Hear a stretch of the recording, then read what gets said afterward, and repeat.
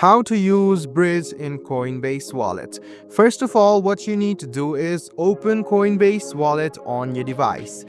Now, to use the Bridge, you can see the option of globe right next to the home icon on the bottom left hand side.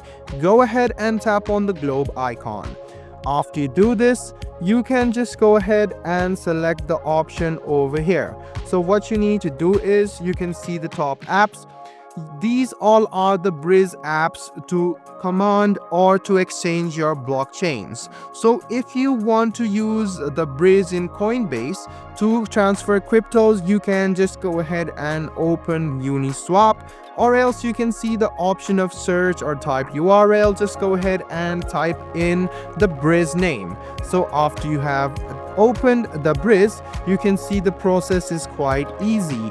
I have just clicked on Uniswap. You can tap on any Bridge you want, and you can see the blockchain exchange or use of Bridge in there. So guys, this is how easy it is to use the Bridge in Coinbase Wallet. I hope this video was helpful for you.